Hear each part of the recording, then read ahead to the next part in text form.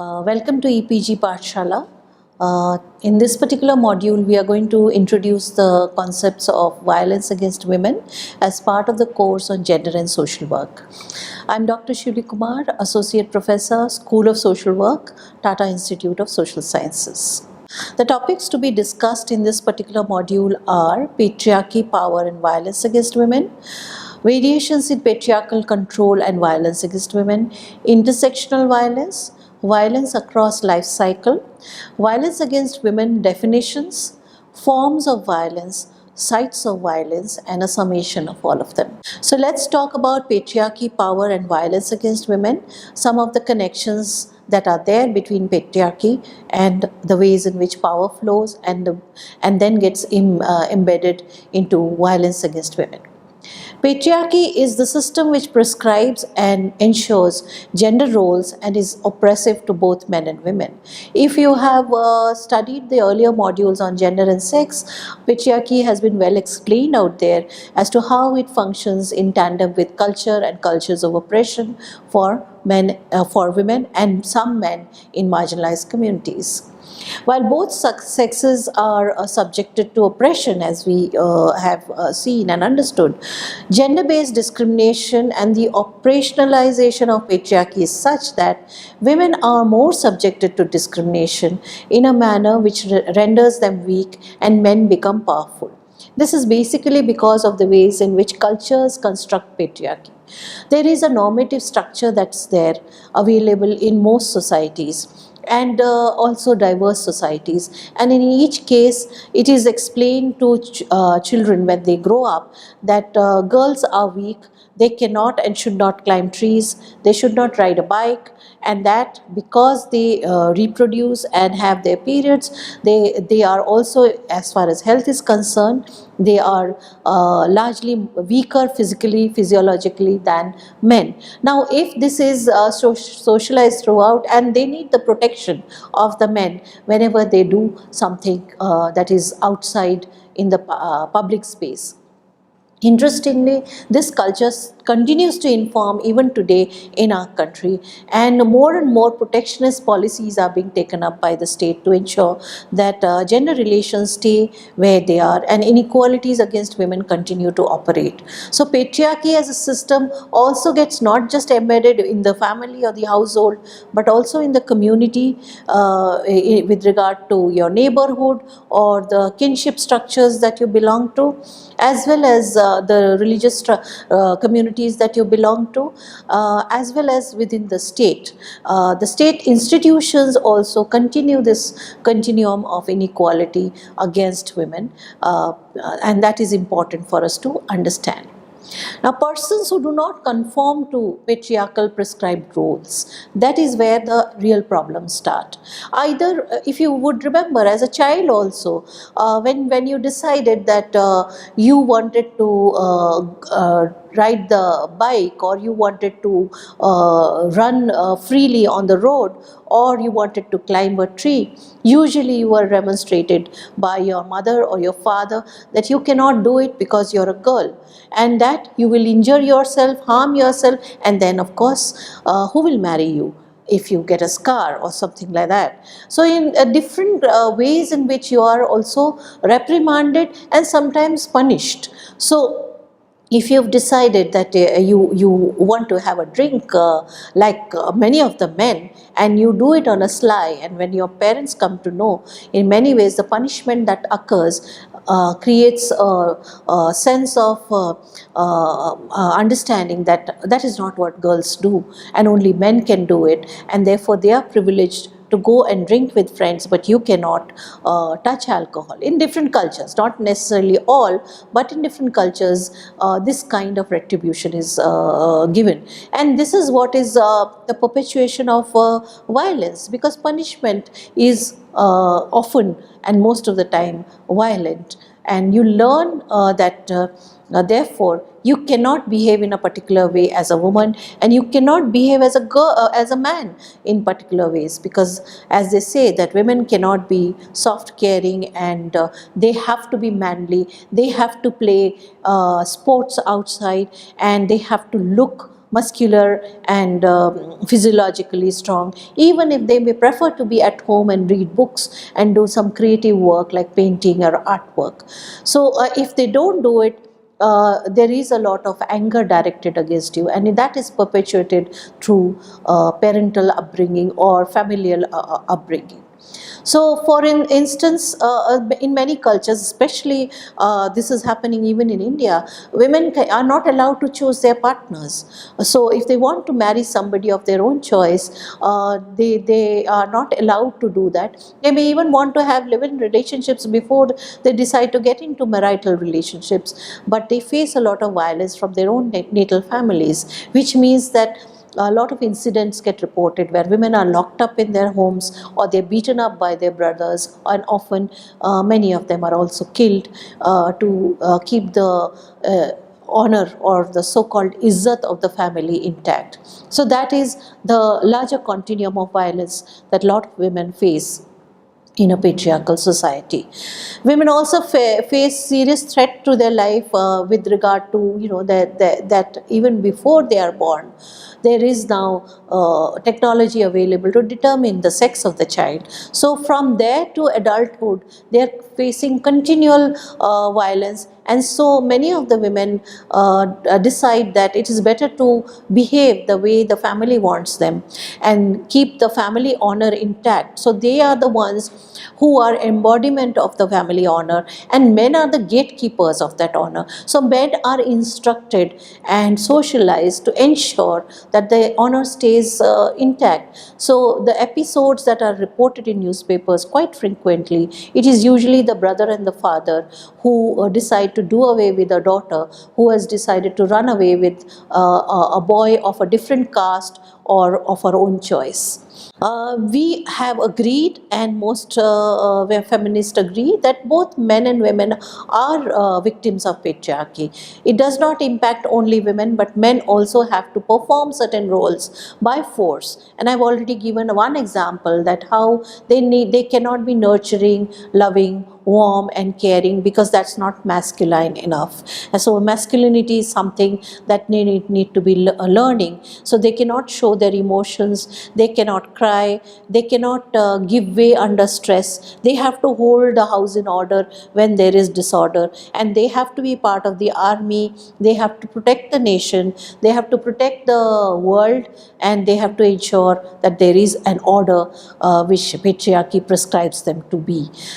So there is, and this is maintained through various rewards and also punishments. So men get more rewarded than women. So men get rewarded if they do well in war, in militarized spaces. Men get rewarded when they perform or do take up good jobs which get them a very good income. So you have often heard this dialogue, oh, he's an engineer and he's getting around 40,000 to 50,000 per month. He's very eligible and he's very good boy. No matter that the boy may decide or feel that he adheres to another sexuality and he prefers to be a homosexual or a gay person, nobody asks him that question. He is rewarded through these mechanisms, and therefore he essentializes his role as a man and tries to be a masculine man, which is contradictory to his own inclination. And women are seen to be the ones who give birth to children, and therefore they need to produce a male child to continue the lineage. This is more so in countries where there is this understanding that the male child is the one who carries forward the lineage of a family or a community.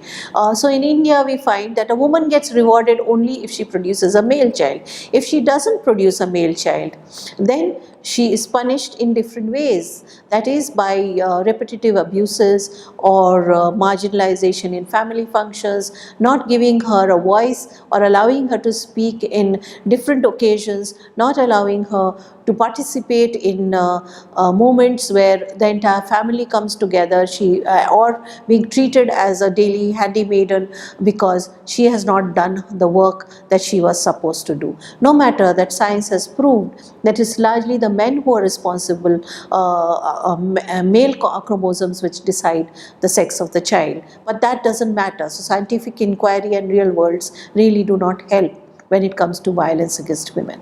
There are variations in the forms of patriarchal control, and that is how violence against women gets perpetuated. It is essential to understand that patriarchies function differently across time, cultures, religions, and regions. In fact, it is also very important to understand that all religions and all societies and all cultures have core patriarchal structures in place. So if religions say that women are a man's better half, in itself you have relegated her to a secondary role. So whether it is the Hindu culture or Christian culture, all of them have the similar sayings and dimensions written out in the religious texts, which relegates a woman to a secondary role. Similarly, cultures get perpetuated through normative behaviors, the way in which a woman needs to operate or function. So a daughter will be a dutiful and a good daughter if she ensures that when guests come home, she makes the tea, she makes the food, and she also ensures that they are comfortable. A good boy or a son would be somebody who sits and talks with them in a very intelligent fashion, has good drawing room conversations, and also runs to get the additional refreshments which is required to be given to the guests. So, I mean, this is just one example of how cultural constructions are perpetuated. Even in regions, for example, in Meghalaya, the Khasi tribe is supposed to be supposed to give higher status to women, and they have rights over all property, common property within the society, and it's supposed to be matrilineal society. So property is handed down from the mother to the daughter to and so far so ahead. But the one thing that gets missed out in this eulogizing is the decisions are largely taken by the men as to what to do with the property and how to look after that property. So the managers may be uncles, brothers, or father-in-laws, and that is the interesting part even in our matrilineal society, the shift and change that's happening today in terms of property laws. Presently, women's working in formal and informal sector is not uncommon. Earlier, women never used to work. So there is a changing pattern and paradigm because the development discourse and the development paradigm requires women to work outside. There is a need for more income. So there is a perpetuation of roles of women, that women need to be educated, they need to be working, and therefore they are eligible for marriage. But nobody questions the fact that who will do the housework. She continues to do the housework and she continues to do work outside, and this increases the burden of work on her, and nobody tries to think or talk that there needs to be a role transformation within household as well while she goes out to work, similarly doing the man's job in a male-centric work. Changes in time also have impacted on violence against women. The kind of violence that women face is with the advent of internet, where we find cyberbullying, we find SMSs and WhatsApps abuses, pornography sites have increased, uploading of nude pictures. All this is part of the cyber bullying and violence which today women are subjected to. Another form of violence which needs deepening in the context of India is intersectional violence. We've talked about this in earlier modules as well. Kimberly Crenshaw describes how the experiences of black women cannot be attributed either to racism or sexism, but whereas in fact it's a combination of both. It cannot be seen as standalone that it is racism or sexism, just because there are double discrimination that a black woman or African American woman may experience, because she will be, as I had earlier said, that she would be poor, she would be working class, she would be a woman, and she would also be a black woman. So the whole stereotypical discriminatory ideas, notions and behaviors that get perpetuated because of this would be something that needs to be understood. An interesting film like The Help demonstrates this kind of discrimination, double discrimination that black women face, and you can watch it and see how it gets perpetuated. Similarly, in India, Dalit women face a similar kind of discrimination as the black women, and there has been a lot of discourse on the similarities between caste and race in the Indian context. So manifestation of violence against women therefore is not limited to region, religion and time, but it's also limited to social structures and social marginalization that happens on the basis of caste, religion, region and ability. One's location in society impacts the violence also. So here we are talking of violence, so that one may or may not face. For instance, a woman from a lower caste class and non-literate is more vulnerable to violence than a woman belonging to a higher caste class and is educated. The manifestation of or form of violence is very different. So for example, the Kerlanji incident depicts the brutality of violence that a Dalit woman, that Dalit women faced in the process, and it was not just rape, it was not just murder, it was a combination of both, because they were considered to be honor of the Dalit community, and a message had to be sent to the Dalit community to not raise their heads against the powerful upper caste landlords. So the manifestation of violence was extreme and not really the kind that you would see in terms of other kinds of women, other diverse women within the Indian society.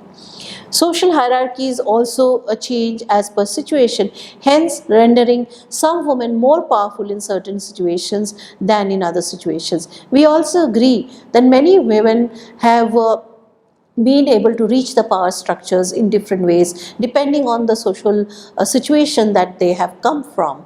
So they may belong to the elite group and being able to access resources, so they become like the Indra Nuis and Indira Gandhi and many of the other people, to give a few examples. Now, violence overarchingly for women is across the life cycle. We need to understand this. As we see the NCRB data, that's National Crime Record Bureau data of India, we find that violence has increased rather than decreased in India.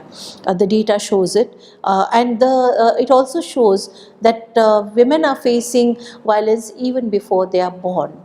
As I mentioned earlier, the pre-birth selection process in which, and this is evident in the declining sex ratios, interestingly in the more progressive states, so-called progressive states where the other development indicators are better.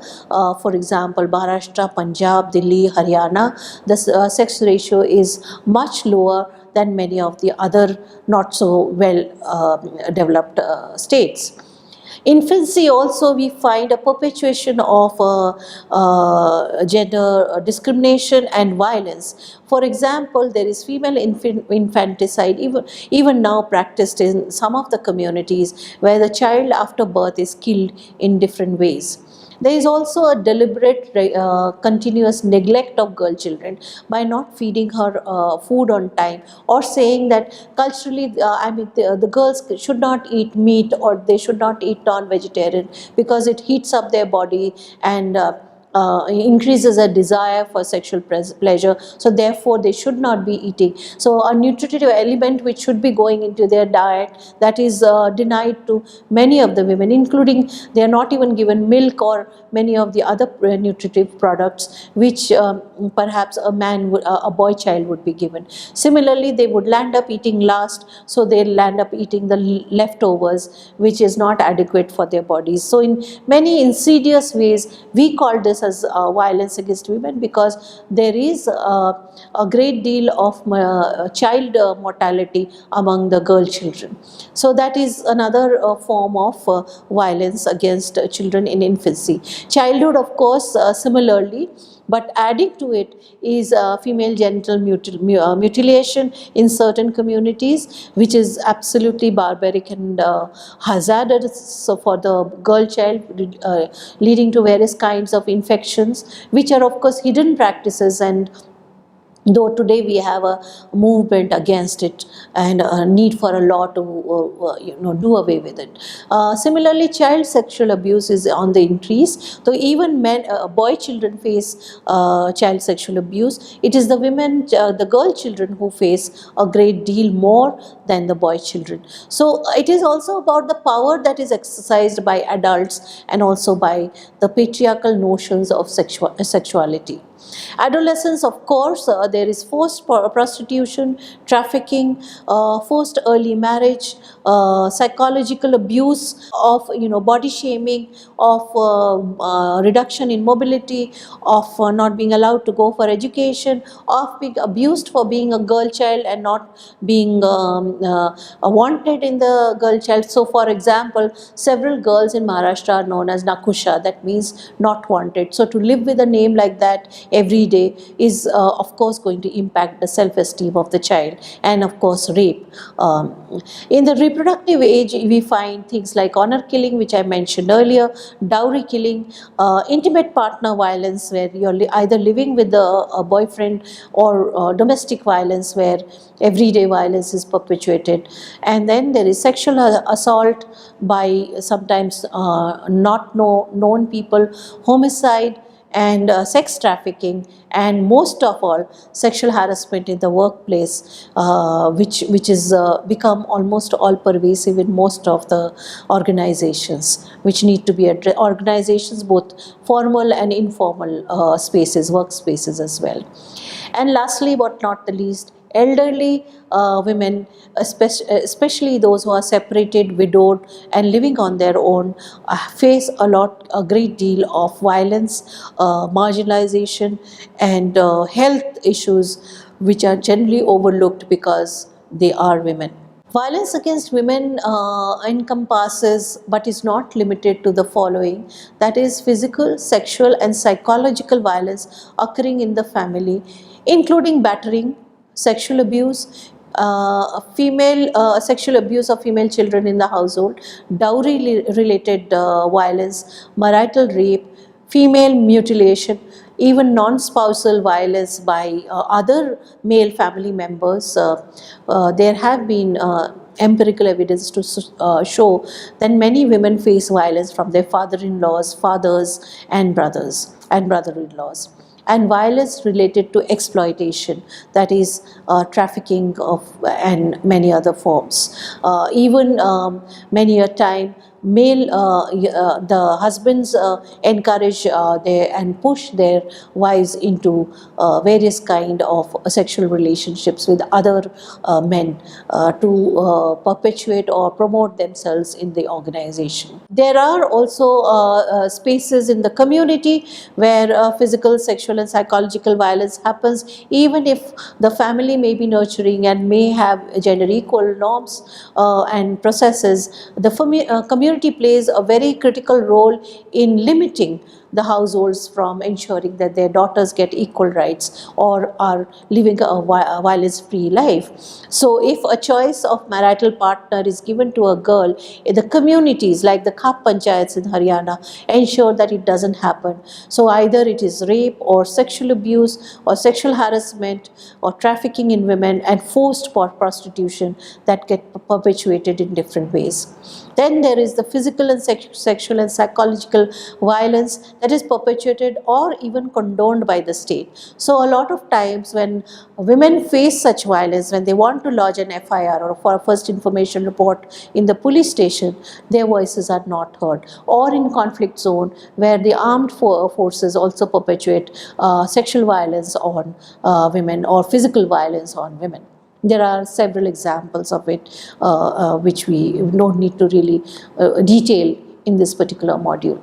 There are several forms of violence, that is physical, hitting, slapping, kicking, throwing objects, burning and punching. All this sounds very drastic, but in the continuum, unfortunately, when we look at the data, men or family members do not hesitate to use any of these coercive processes to keep the woman in her place. So often there are sayings and proverbs to say a quarreling wife is no good for a husband and his a life. So any woman who questions their husband's activities outside the home space, or she asks him for money, or she says that the budget is not enough for the family, may get physical retribution for even asking these questions or demanding extra privileges within the household. This is one way of keeping the power of the male in place. Similarly, there are mental and emotional violence, which is very insidious but very hard-hitting for the self-esteem of a girl. For example, verbal abuse. I mentioned Nakusha as a name, but then there are these other kinds. Oh, I wish she was not born. I wish you were not born. It is so hard to bring up a girl. I wish I didn't have to look after you and make sure that you are safe. I wish you were a boy. So the kind of mental abuse that gets perpetuated against the girl and her self-esteem is never thought about by the family members. Insulting a woman in a public space, there have been instances where I have noticed husbands telling their wives, oh, you keep quiet, you don't know anything about this, let me talk about it. Or when they go for admission to the school and the wife is trying to explain that my daughter likes to play football, the husband says, what do you know about football? You don't know anything, and she will not play football. She needs to go play tennis or a basketball because that's more appropriate for her. In many ways, it's very humiliating. And with that, if there is an added comment that you're nothing, you know nothing, and that verbal abuse kind of creates further problems. Suspicion of partner being in another relationship is something that's very commonplace in many of the relationships, whether it is a marital relationship or an intimate partner relationships. Then verbal abuse of friends and families who may be coming to the household and not allowing them to meet the girl is something that's commonplace. So so the girl has to meet most of her friends outside, and God forbid if she has male friends and she invites them home, they may face verbal abuse, but she would face in front of her friends several kind of verbal abusive language by the other members of the family. Sexual violence is another kind of form of violence which is very prevalent today in our society. Force, which comprises of forceful sexual intercourse without consent, withholding sex sometimes, forcing women to watch pornography and demanding the same kind of act. So in many ways, not asking the woman as to what her sexual preference or behavior or act she wants to do. It is a coercion in a sexual relationship to what the male partner may want, and sometimes goes beyond the male partner to the public spaces where rape is one way of perpetuating or satisfying the male idea and notion of power over women. Financial and economic violence is something that's very prevalent in most households, and overarchingly not giving money for education or to purchase items necessary for household or for medical purposes, demanding money, dowry, which is a very publicly asked for and demanded for despite the dowry law, wherein families couch it in, well, whatever you want to give your daughter, it is fine. But once she gets married, then they say that, oh, you got a scooter. It would have been so nice if your parents could have given a car, because I think they can afford it.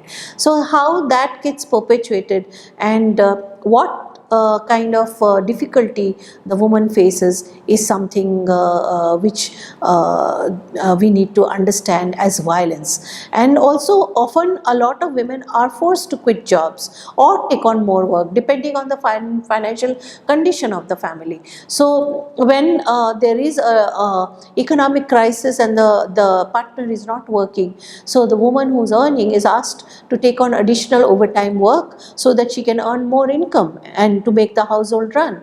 And when she does that, there is it gets complicated with suspicion about her so-called purity and her own sexual virginity, and all those things are used to cast an aspersion on her character.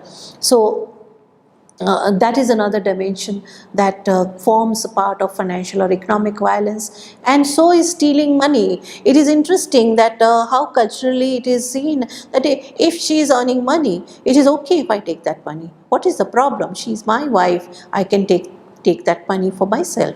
But however, there's nothing, if she takes money from his purse, then I think she would probably be questioned as to why did you take that much money? What do you need it for? You have to give an explanation. So the power play that goes on in the economic arrangement is something that needs to be understood as one of the forms of violence that is perpetuated against women. So what are the sites of violence that go beyond these forms of violence is something that we need to understand when we are talking of violence against women as an all-pervasive phenomena. One of the major sites is the household itself, wherein sex-selective abortion is one of the key practices that most families, a large number of families in India, not most, a large number of families prefer to practice because it's something quiet, it can be done without other people noticing, and you can pass it off by saying that, oh, she had a miscarriage, or she could not take it full term. Then domestic violence is something which is very critical in a large number of households in India. Then there is child sexual abuse. The numbers are increasing. Within household, we find perpetuation of child sexual abuse, and it's a known fact that usually it is performed by somebody who is known to the child, not somebody who is not close to the family or the child. There is limited or no access to education for women and girl children. That's another form of violence within households, and of course lack of nutrition. Similarly, communities tend to perpetuate and extend this kind of violence within the household. So they move in greater degrees. So we understand that households are part of communities, so they cannot be removed from that enmeshing. But the extent of community-led violence becomes even more stark when it reaches honor killing, where even if the family does not want their children to be married against force, and they prefer that they are fine with the marriage that or the relationship that their children may be having, is the community which demands that they cannot overstep caste, religion or even region, and therefore they need to be either they are killed or they are forcefully separated, and punishment of different degrees are given to them. Similarly, forced marriage, that is when you are married at childhood or you are not allowed to take a decision whom and when you would like to marry, is another form of violence which communities perpetuate. Sexual assault within communities is very high because communities tend to see if there are progressive women within certain families that they are going out and educating themselves, the community comes together to ensure that she is not able to move beyond a particular point of empowerment. They don't want her to go out and start working. And these are specific to different community contexts. And there then a lot of the panchayat may come together, or some urban leaders may come together to perpetuate violence against the woman, so that she so-called knows her space and knows where she should be actually. That is within the household. Stalking is another problematic situation, and we find stalking is increasing, and even post-stalking, there are situations where acid is thrown on the woman when she spurns the advances of the man who claims to be besotted by that particular girl. Voyeurism is another form of violence that is all pervasive. So, especially in college situations, in college bathrooms, in college hostel rooms, voyeurism is quite prevalent, and it's another form of community violence that we need to keep in mind. Sexual harassment at workplace extends to community in the sense of the fact that community condones it. Community turns a blind eye to it. So if some women are working to construct a road, they are in part of the informal workplace, they are doing the job assigned to them, they may face a lot of sexual harassment, and the community does not condone it and does not try to stop it.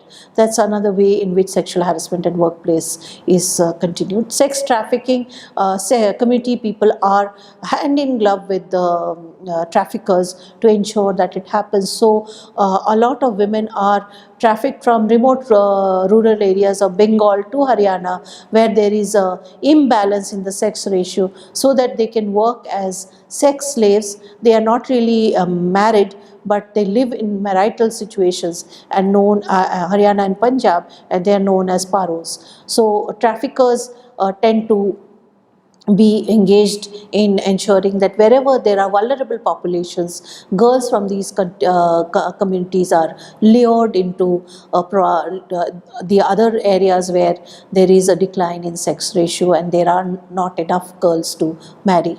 State, of course, is definitely responsible for violence in particular spaces. There is custodial rape, and that's where the women's movement actually took off in India in a contemporary context, with the Mathura rape case by two police persons in police custody.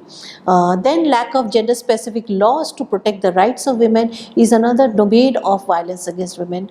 Not recognizing violence of women as rights against such crimes, that is, marital rape is still discussed and debated, but it's not part of the legal redress and reform that has happened. Lack of health measures and also safety measures. If state is not able to provision adequate lighting in dark spaces and unsafe spaces, if it is not making public spaces safe for women and men alike, if it is not doing sensitive policing, listening to women or being there around for women when they need, if they don't have emergency response services for women so that immediately somebody can help her if she is in a situation of vulnerability or difficulty, then state is hand in glove with perpetuating violence against women. Then there is the Armed Forces Special Powers Act, which is used with impunity by the army in different conflict zones to perpetuate sexual assault and physical barbarity against women who are mobilizing against this particular act. There are several examples in Kashmir, there are several examples in Chhattisgarh, there are several examples from Manipur itself where these acts are in place. And also, most significantly, criminalizing same-sex relationships. It continues to operate even now, and it needs to be addressed. So in summation, violence against women is a complex social issue. It is not simple. It is not just a matter of governance. It's not a matter of cultural normative structures. It is not just a matter of lack of institutional and state support. They all combine together to make it a larger social issue. Although it is an infringement of human rights because it is deep-seated in societal structures, response to this issue is quite difficult. Patriarchy as a system perpetuates inequality between sexes and is directly proportionate to access to resources. As a result of this, violence continues. Violence is not a standalone phenomena. The complex web of patriarchy, which gives more power and privilege to men in the society, create violent situations and perpetuation and continuation of violence against women. New forms of violence have emerged, like cyberbullying, use of Facebook and social work networking sites, and trolling and perpetuating sexual abuse against women users of internet and electronic means. Some of the references that you may want to look at are The Oxfam guide on violence against women, it's a good resource, and Shumita Sen's writing Towards a Feminist Politics, the Indian Women's Movement in Historical Perspective. This article also puts it in a good context for us to take forward as an introductory process of looking at violence against women. Thank you.